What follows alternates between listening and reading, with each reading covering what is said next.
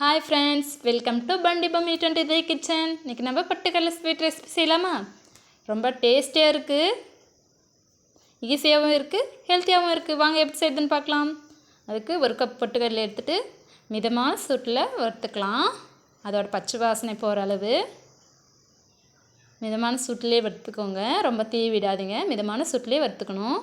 இந்த அளவு இருந்தால் போதும். இப்போ ஆற வச்சிடலாம். அடுத்தது நம்ம ஒரு கப் நாட்டு சர்க்கரை எடுத்து அதில் 3/4 கப் தண்ணி சேர்த்து கொதிக்க வச்சுக்கலாம். நீங்கள் வெல்லம் கூட எடுத்துக்கலாம்.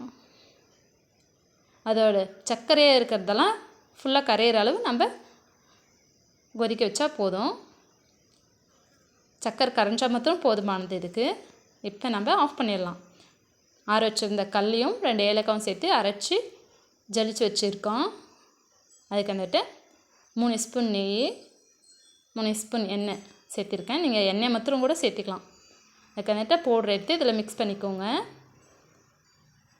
நல்லா வறுத்துக்கோங்க. இதை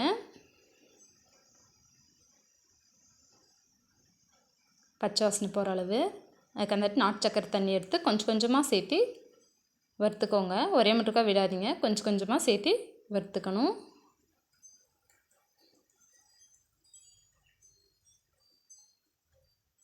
நல்லா மிக்ஸ் பண்ணிக்கோங்க. இதை நான் ஒரு 3 பேட்சாக பிரித்து சேர்த்திருக்கேன். நல்லா மிக்ஸ் பண்ணிக்கோங்க. இப்போ பாருங்கள், லைட்டாக எண்ணெய் நெய்யெல்லாம் பிரிஞ்சு வருது பாருங்கள். இந்த ஸ்டேஜில் நம்ம கொஞ்சமாக உப்பு சேர்த்திக்கோங்க. கொஞ்சம் மாத்திரம் சேர்த்துங்க, ஜாஸ்தி சேர்த்துக்கூடாது. ஒரு கொஞ்சம் சேர்த்திட்டு அதையும் நல்லா மிக்ஸ் பண்ணிக்கோங்க. இது இனிப்பு நம்ம எடுத்து கொடுக்கும். இது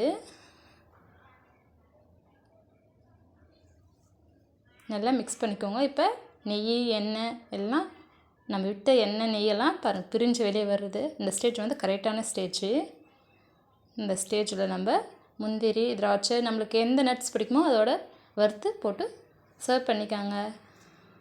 பொட்டுக்கடலை ஸ்வீட் ரெடி ஆச்சு. இது பொட்டுக்கடலை அல்வா.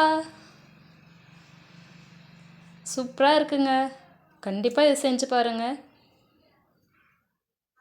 இதோட நன்மைகளை கொடுத்துருக்கேன் பாருங்கள். ரொம்ப பெனிஃபிட்ஸ். இது பிடிச்சிருந்தால் லைக் பண்ணி சப்ஸ்கிரைப் பண்ணுங்கள்.